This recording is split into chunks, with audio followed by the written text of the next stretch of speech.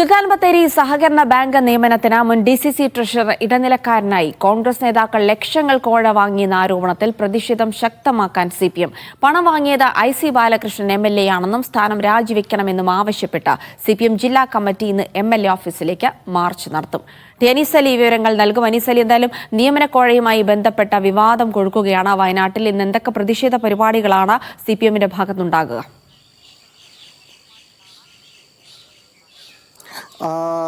ജിൽസി, കഴിഞ്ഞ ചൊവ്വാഴ്ചയാണ് MN വിജയൻ വിഷം കഴിച്ച നിലയിൽ അദ്ദേഹത്തിന്റെ മകനെയും വീട്ടിൽ കണ്ടെത്തിയത്. അതിനുശേഷം അത്യാസന്ന നിലയിൽ കോഴിക്കോട് മെഡിക്കൽ കോളേജിൽ ചികിത്സയിലിരിക്കെ കഴിഞ്ഞ വെള്ളിയാഴ്ചയോടുകൂടി അവർ മരിച്ചു.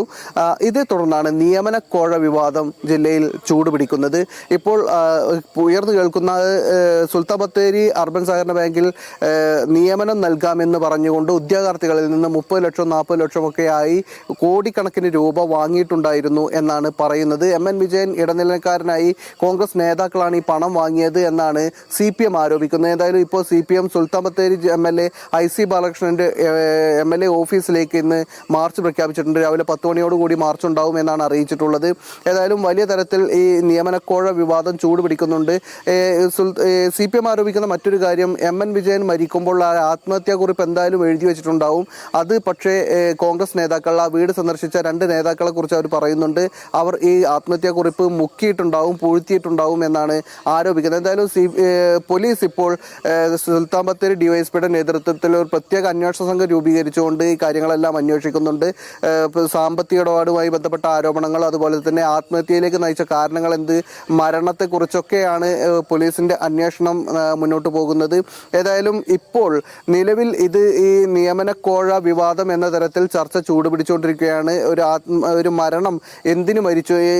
MN വിജയനെ സംബന്ധിച്ചിടത്തോളം അദ്ദേഹവും അദ്ദേഹത്തിന്റെ ഇളയ മകൻ, അദ്ദേഹത്തിന് മാനസികമായ അസ്വസ്ഥ ഉണ്ടായിരുന്നു. ഈ ഇളയ മകന്, ആ മകനും കൂടിയാണ് ഇപ്പോൾ മരിച്ചിട്ടുള്ളത്. MN വിജയൻ അദ്ദേഹത്തിന്റെ ഭാര്യ മരിച്ചതിന് ശേഷം ഈ ഇളയ മകന്റെ പരിചരണം MN വിജയൻ മാത്രമായിരുന്നു ഏറ്റെടുത്തിരുന്നതെന്നും ഇതിൽ അദ്ദേഹത്തിന് പ്രയാസം ഉണ്ടായിരുന്നു എന്നൊക്കെയായിരുന്നു ആദ്യം പുറത്തേക്ക് കേട്ടിരുന്നത്. പക്ഷെ പിന്നീടാണ് MN വിജയൻ KPCCക്ക് നിയമനക്കോഴയുമായി ബന്ധപ്പെട്ട ഒരു കത്ത് നൽകിയിട്ടുണ്ടായിരുന്നു എന്ന തരത്തിലുള്ള വിവരങ്ങൾ പുറത്തു വരുന്നു. അതായത് ഉദ്യോഗാർത്ഥികൾക്ക് നിയമനം നൽകാമെന്ന് പറഞ്ഞുകൊണ്ട് അവരിൽ നിന്ന് ക്യാഷ് വാങ്ങുകയും അവർക്ക് പിന്നീട് പുതിയ ഭരണസമിതി വന്നപ്പോൾ നിയമനം നൽകാൻ കഴിയാത്ത സാഹചര്യം ഉണ്ടാവുകയും ചെയ്തു.